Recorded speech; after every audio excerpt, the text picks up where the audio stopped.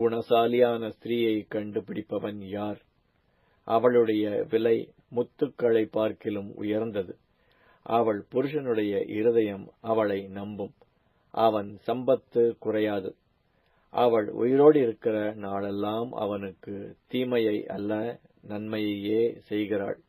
ஆட்டு மயிரையும் சணலையும் தேடி தன் கைகளினால் உற்சாகத்தோடே வேலை செய்கிறாள். அவள் வியாபார கப்பல்களைப் போலிருக்கிறாள். தூரத்திலிருந்து தன் ஆகாரத்தை கொண்டு வருகிறாள். இருட்டோடு எழுந்து தன் வீட்டாருக்கு ஆகாரம் கொடுத்து தன் வேலைக்காரிகளுக்கு படியளக்கிறாள். ஒரு வயலை விசாரித்து அதை வாங்குகிறாள்.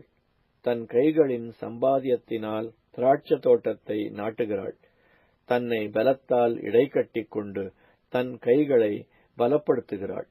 தன் வியாபாரம் பிரயோஜனமுள்ளதென்று அறிந்திருக்கிறாள். இரவிலே அவள் விளக்கு அணையாதிருக்கும். தன் கைகளை இராட்டினத்தில் வைக்கிறாள். அவள் விரல்கள் கதிரை பிடிக்கும். சிறுமையானவர்களுக்கு தன் கையை திறந்து ஏழைகளுக்கு தன் கரங்களை நீட்டுகிறாள். தன் வீட்டார் அனைவருக்கும் இரட்டை புரை உடுப்பிருக்கிறதால் தன் வீட்டாரின் நிமித்தம் குளிருக்கு பயப்படாள். இரத்தன கம்பளங்களை தனக்கு உண்டு பண்ணுகிறாள். மெல்லிய புடவையும் இரத்தாம்பரமும் அவள் உடுப்பு. அவள் புருஷன் தேசத்து மூப்பர்களோட நியாயஸ்தலங்களில் உட்கார்ந்திருக்கையில் பேர் பெற்றவனாயிருக்கிறான். மெல்லிய புடவைகளை உண்டு பண்ணி விற்கிறாள்.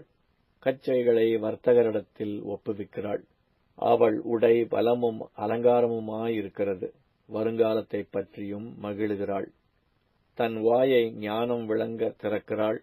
தயையுள்ள போதகம் அவள் நாவின் மேல் இருக்கிறது.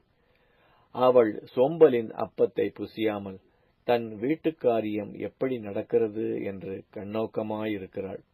அவள் பிள்ளைகள் எழும்பி அவளை பாக்கியவதி என்கிறார்கள். அவள் புருஷனும் அவளை பார்த்து, அநேகம் பெண்கள் குணசாலிகளாக இருந்ததுண்டு, நீயோ அவர்கள் எல்லாருக்கும் மேற்பட்டவள் என்று அவளை புகழுகிறான்.